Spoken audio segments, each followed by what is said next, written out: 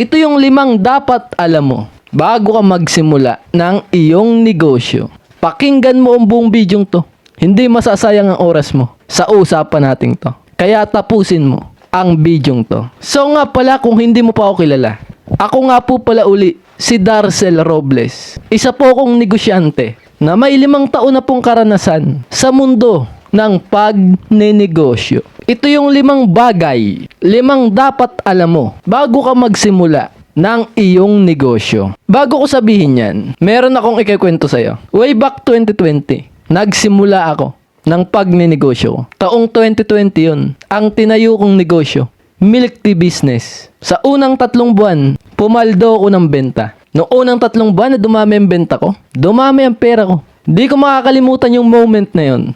Yung moment na ang pamilya ko kinausap ko. Binalita ko sa kanila na ang daming benta ko. Unang 3 buwan. Nung dumami ang benta ko ng unang 3 buwan na yun, kakasimula ko palang magnegosyo. Yung moment na yun, hindi ko yun makakalimutan sa buhay ko. Alam mo kung ano ang dahilan kung bakit dumami ang benta ko nun? Lagi ako nagpo-post ng mga ganyang picture. Masipag ako mag-post ng mga picture na ganyan sa milk tea business ko dati. Tapos may tauhan ako na kapag may nag-message na customer, nare-replyan niya agad. Ang problema lang talaga nun, pagkatapos ng 3 buwan na malakas, sa kaka-order ng maraming stocks, di ko alam dati ang realidad pala sa pagnenegosyo na hindi yan laging malakas. Darating ang araw, ang buwan na sobrang tumal. Yun ang nangyari sa akin. Pag-order ko ng maraming stocks, pagkatapos ng 3 buwan sa milk tea business ko na malakas, tumumal na. Yung mga stocks ko, sobrang dami nun. Halagang 50,000 mahigit yun. Napanis lang yun. Diyan ako nadali ng nadali. Kaya nag-domino effect na.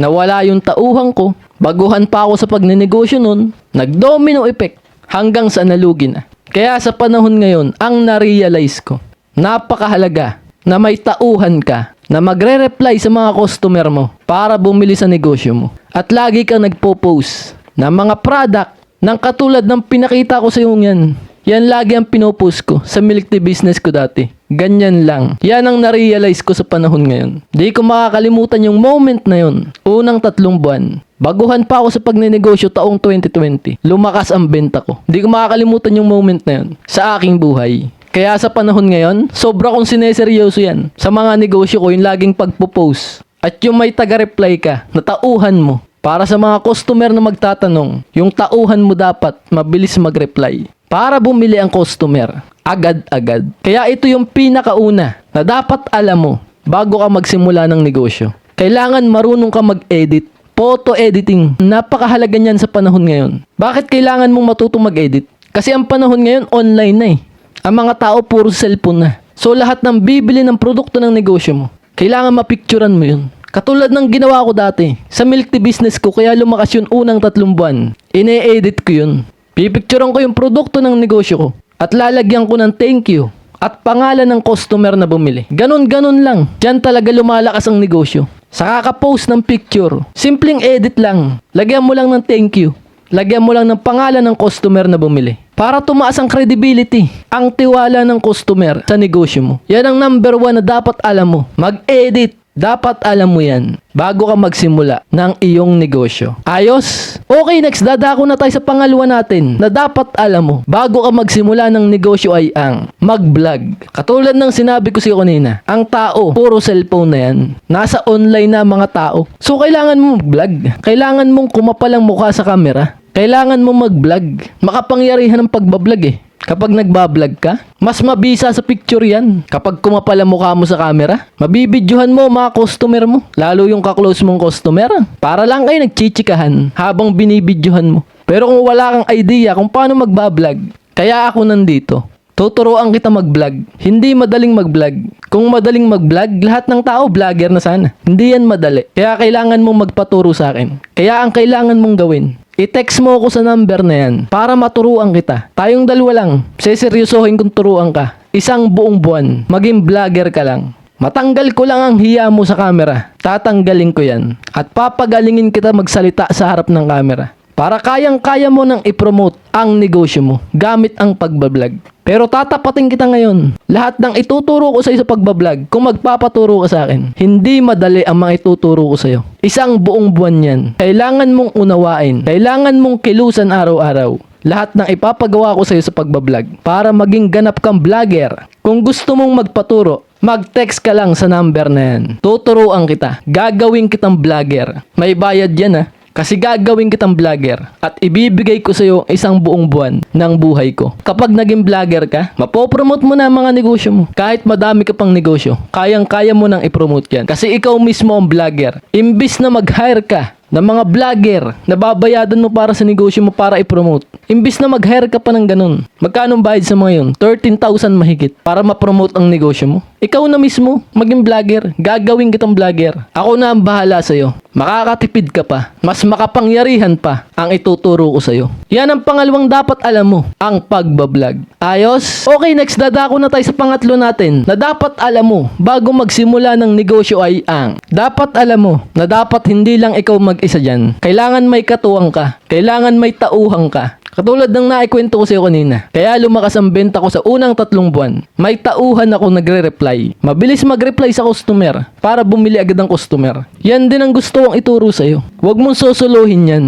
Kasi kapag sinolo mo yan, ikaw na nagtitimpla ng milk tea. Ikaw pa nagre-reply sa customer. Paano pag dinagsa ka ng order? Kuwari umorder si Juan ng isang dosing milk tea. Ikaw nagtitimpla nun. Nag-chat yung kabilang customer. Hindi mo ngayon ma-replyan kasi nagtitimpla ka ng milk tea, busy ka kay Juan na customer Sipin mo yun. Kaya yan ang pangatlo natin na dapat alam mo bago magsimula ng negosyo. Kailangan hindi lang ikaw mag-isa. Kailangan may kasama ka. Kailangan may tauhan ka. Isang tatao, taga-reply at isang maggagawa ng product. Doon magiging maganda ang negosyo. Doon lalakas ang benta ng negosyo. Kapag may mga tauhan ka. Yan ang pangatlo natin na dapat alam mo bago magsimula ng negosyo. Okay, next. Dadako na tayo sa pang-apat natin na dapat alam mo bago magsimula ng negosyo ay ang kailangan alam mo na dadaan ka sa matinding problema. Yung tipong maiiyak ka na lang kasi hindi mo na alam ang gagawin mo. Kailangan alam mo yan. Dadaan ka sa tagtumal. Dadaan ka sa mapapanisan ka ng mga stocks mo. Ang liit ang tingin sa'yo ng ibang tao. Dadaan ka sa ganyan. Walang makakaligtas dyan. Kaya ako to sinabi sa'yo.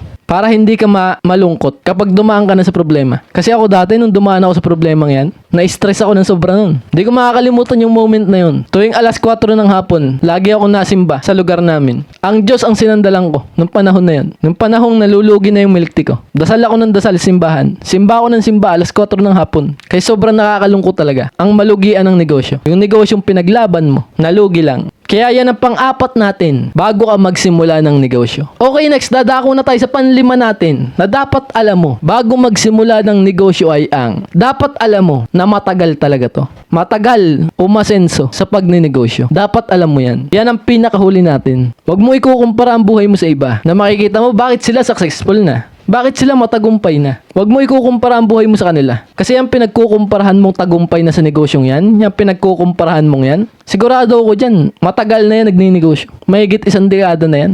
Pero pupusta ako, lahat ng negosyo, dadaan sa sobrang tagal. 5 years above ang itatagal niyan. Kapag hindi 5 years, 10 taon, ganyan katagal, yan ang pinaniniwalaan ko. Kaya ako to sinasabi sa'yo. Kaya kita kinakausap ngayon. Pinaniniwalaan ko.